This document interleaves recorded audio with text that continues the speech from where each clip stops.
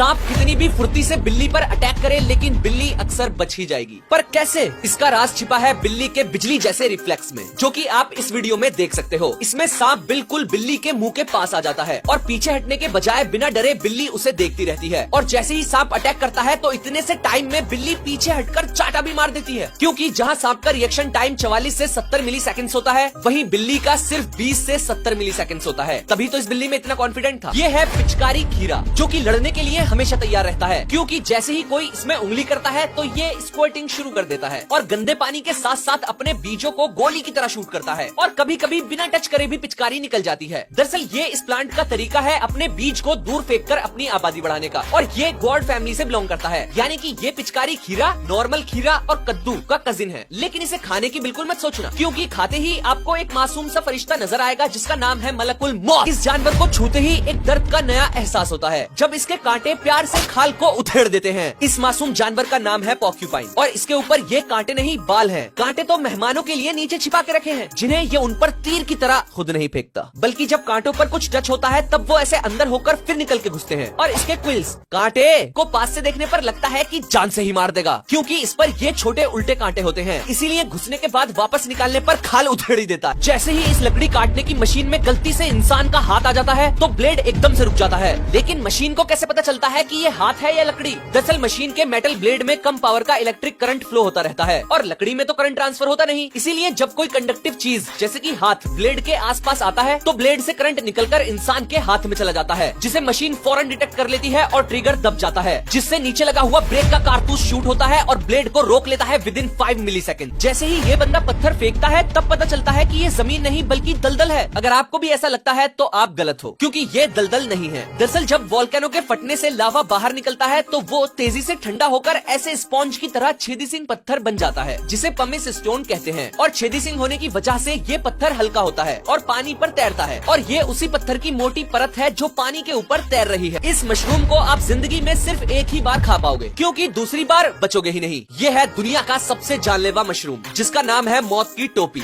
हाँ, टोपा भी कह सकते हो। खाने में इस टोपे का टेस्ट बिल्कुल दूसरे टेस्टी मशरूम्स जैसा होता है, बस हजम होने के बाद मरना पड़ता है। और सबसे अच्छी बात यह है कि इसे खाने के बाद आपको कुछ होगा ही नहीं 6 घंटों तक। उसके बाद घबराहट सी फील होगी और 12 घंटे बाद पेट में ऐसा दर्द होगा जो आपने कभी फील न किया हो। फिर मुंह के रास्ते से उल्टी और पीछे के रास्ते से खून की उल्टी, ब्लडी डायरिया, क्योंकि इसका एमेटॉक्सिन जहर आपके लिवर का गेम बजा देगा। फिर सीधा कोमा, और जब उठोगे तो आंखें सीधा कब्र में खुलेंगी।